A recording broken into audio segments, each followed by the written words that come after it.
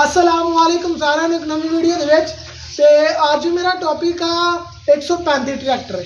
ठीक है, ये मैं पुराने चैनल से थोड़े मेरा जो इतिहास वाला चैनल आ वो किसी वजह ना मेरा बंद हो गया। मैं न्यू चैनल क्रिएट किया वा विलेज लाइफस्टाइल के नाम तो। ठीक है, वो सारा तुम जानते ही। आप गल कर लिए 135 ट्रैक्टर है दे दोस्त कहते पे सी कि क्यों नहीं लेना चाहिए। इनका भी मैं एक रिव्यू पाया सीगा ते पापा के बारे और भाई के बारे भी शरोशारी करांगे आपां। ठीक है, पहले आ गई 135 ट्रैक्टर ते 135 ट्रैक्टर आपां नूं क्यों नहीं लेना चाहिए।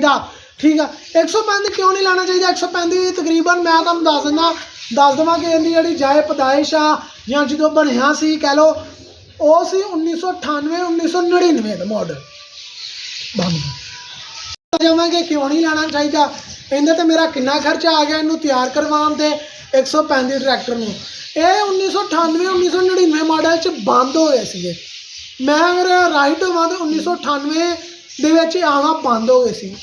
1998 मॉडल भी अगर लास्ट मारे लाइए तो इनू तकरीबन मेरी 2002 की पैदाइश है तो मैं 18 साल का हो गया। मतलब यह मेरी पैदाइश तो भी पहले का मॉडल आ। जो मैं पैदा होया सी ना उस तो पहले बनया वा तो तुम अंदाजा ला लो कितना पुराना मॉडल होएगा। 240 मैं क्यों रिकमेंड करदा और 55 हॉर्स पावर 135 हॉर्स पावर कितना फर्क आ जाता अंदर। ठीक है, और अगर गल कर लिए स्पैसीफिकेशन की 135 क्यों नहीं लेना चाहिए। चलो आ जाओ फिर मैं तुहानूं दस दिना क्योंकि 135 जो सही बनाने वाले होंगे आ मिस्त्री वो कोई नहीं लभदा। जिदा कि तुहानूं पता होगा 70 हर कोई जोड़ खोल के जोड़ मोड़ लैंदा वा। जिहड़ा 1 to 5 आ जिदा कि तुहानूं पता कि 1 to 5 अपना 1 to 5 हर बंदा नहीं खोल के बंद कर सकता। 70 हर बंदा खोल के बंद कर सकता जिन्हें माड़ा मोटा पता वा। मगर जो 1 to 5 उन्होंने हर कोई खोल के बंद नहीं कर सकता। इस तरीके ये मॉडल आ। ये मॉडल बहुत ही पुराने आ। इनकी क्रैंक शाफ्ट जिन्होंने कहते हैं वो बहुत ही कम लोग सीधी करके पा सकते हैं। आ जाओ हम अपने नुकसान के बारे गल कर लीए। 425 का लिया ये ट्रैक्टर 4,25,000 का ट्रैक्टर लिया।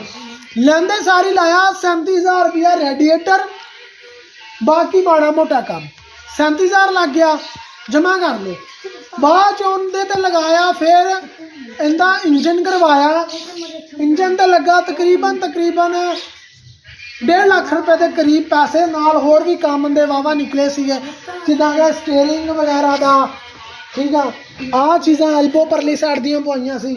उस तो बाद आ चीज़ा चेक कर लो ये पवाए सीगे। बैटरी नवी रखाई सी, सलफ ठीक करवाया सीगा। आ जी सॉरी जनरेटर आ सलफ परली साइड ते हुंदा वा। ते एक होर दोस्त का कमेंट सी परकन इंजन च ला लेंदे।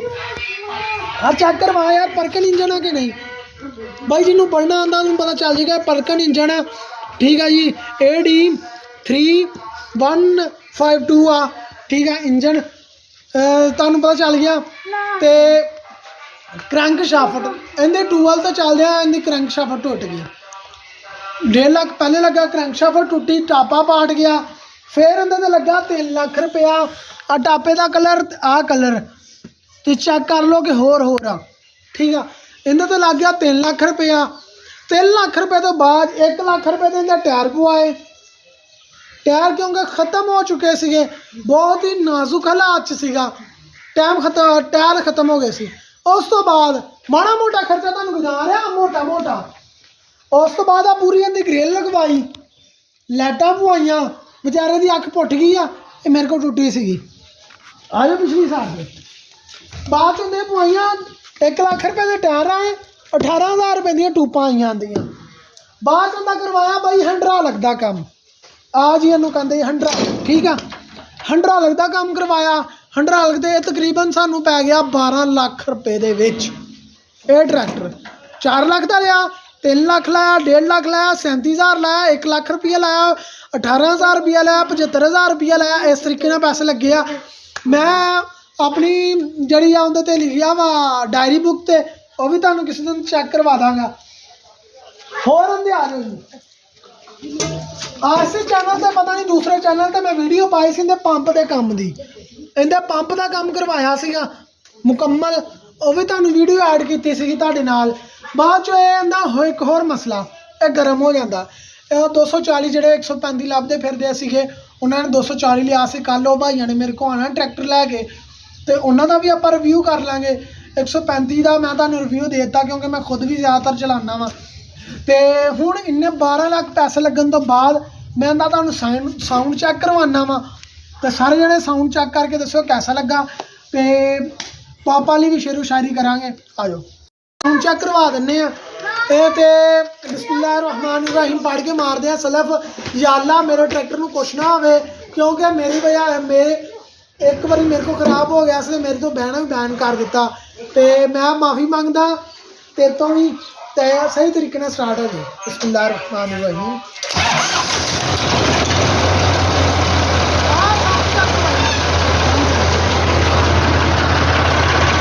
ट्रैक्टर का साउंड चेक करो। अब्दुल्ला साउंड चेक करो।